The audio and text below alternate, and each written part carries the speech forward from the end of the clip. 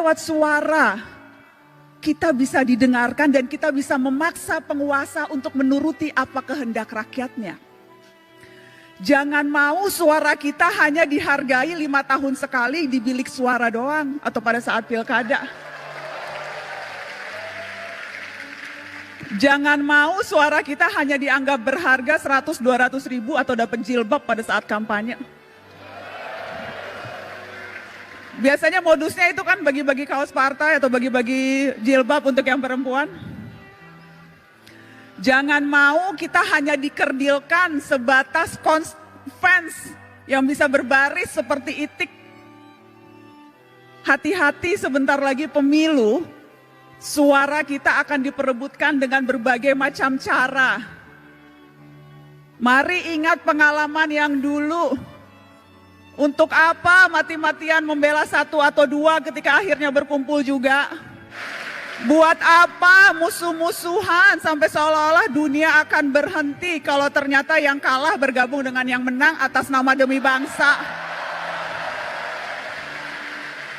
Jadi nggak usah terlalu baper dan nggak usah terlalu mati-matian membela tokoh idola. Karena sekali lagi, hitung-hitungan mereka terkadang bukan kita, hitung-hitungannya untung rugi, Pak. Untung rugi kalkulasi politik aja.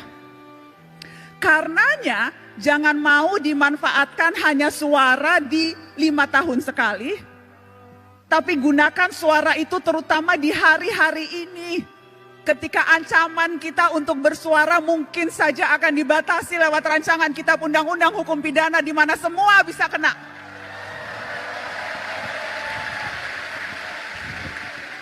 Terlalu berharga suara kita. Dan saya selalu bilang ini, cuma itu yang kita punya, suara. Negara punya yang lain. Negara punya kuasa, negara punya tentara, negara punya uang, kita punya apa? Kita punya suara. Dan yang harus kita waspadai adalah ketika kita terlalu takut dan berusaha mengecilkan suara kita, padahal yang kita butuhkan justru teriakan-teriakan. Jadi ya, menjadi pemimpin, menjadi presiden itu bagus, niat mulia. Tapi perhatikan suara-suara orang yang juga tidak punya kuasa, tetapi kalau berkumpul bisa berdaya. Jadi mari rapatkan barisan. Mari rapatkan barisan dan jangan mau ditipu-tipu.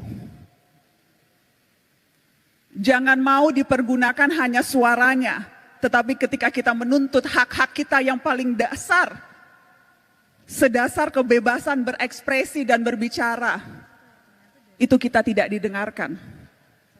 Tetapi kakak mau menegaskan ini adik-adik. Pergerakan jangan hanya sebatas kerumunan. Pergerakan terutama gerak mahasiswa, jangan hanya sebatas kumpul-kumpul berkerumun. Ya, demonstrasi perlu dan harus terus dilakukan kalau memang strateginya seperti itu.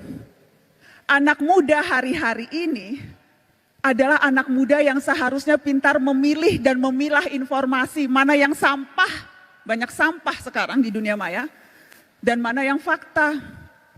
Mana yang berita, mana yang opini, dan hati-hati mana yang propaganda. Dan kalau sudah yakin, sampaikan itu dengan lantang. Jangan mau ditakut-takuti polisi, suruh urus dulu tuh Verdi Sambo.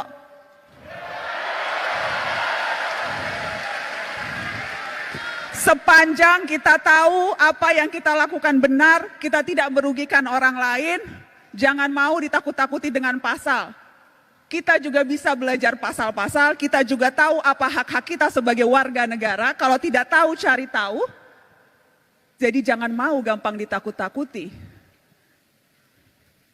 Dengan cara itu, kita bisa berdaya dan kita bisa memberdayakan orang lain.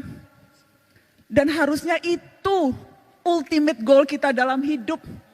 Bukan hanya memperbaiki kualitas hidup kita sendiri, tapi bagaimana kita bisa memperbaiki kualitas hidup orang lain.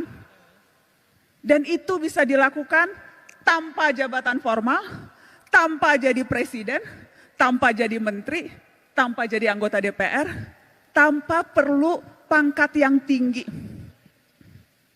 Kita bisa melakukan itu dalam tindakan kecil seharian sekalipun. Karena kuncinya sebetulnya peduli dan bersatu.